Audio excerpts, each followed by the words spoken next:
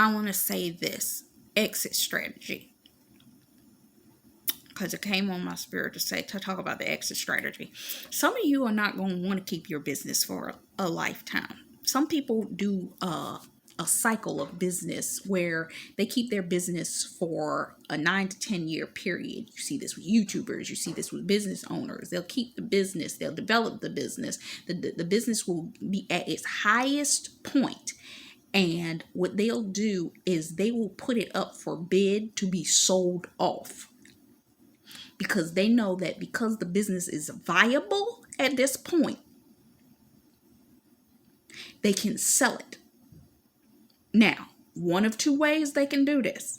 They could sell the entire business off and keep a percentage, while this other business, just like the customizable thing, but on the opposite end, somebody owns your business while you keep a 10% share of it, and they make sure your operating costs and all of this stuff is taken care of.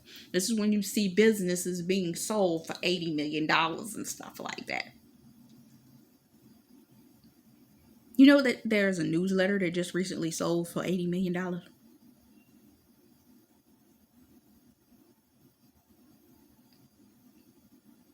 Oh, okay.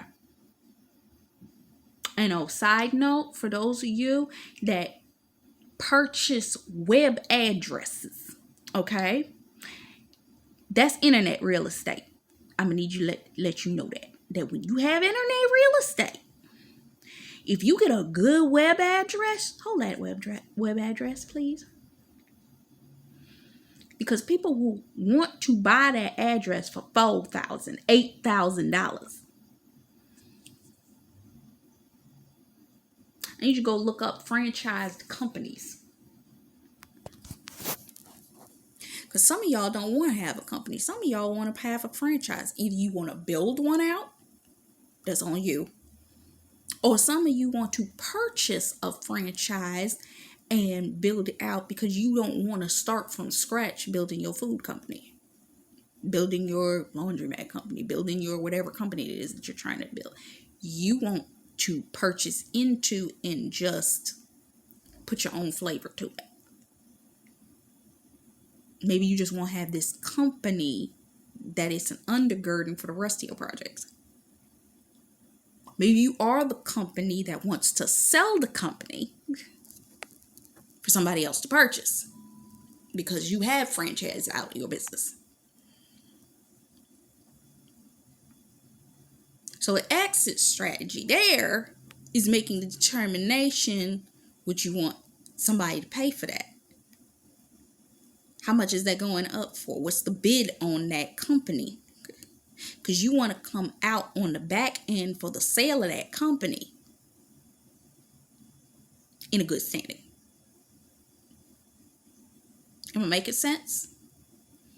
Is this understandable? Because you can take that money that from having sold your company and start another company. Maybe you no longer want to manage that company, but you want to sell it. Maybe you no longer want the weight of the company and you want to sell it and keep a share part of it. Look into that, especially when you get higher up there and your company is doing well. Some people will do that to bridge the gap. And then what they end up doing is buying back shares. Celebrities do it all the time. They'll sell their real estate is their catalog.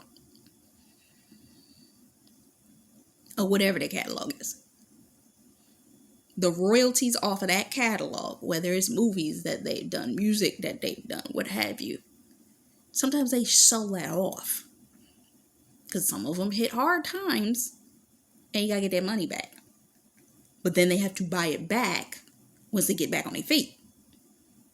Happens to a lot of them.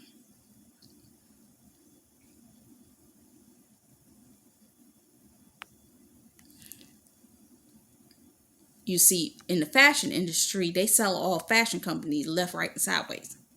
They'll build up a company for 10, 15 years and then sell it off. Take that money and start a new company. Or put that money back into another company that is a seedling company that has just been started. See how that works? It's much like when you flip a house, you flip in a business. And this was a side note. I wasn't even planning to put this in here. Okay. I just wanted to give you that piece of information, something to think about, something to chew on. All right. So I'll come back in the next one for this last part.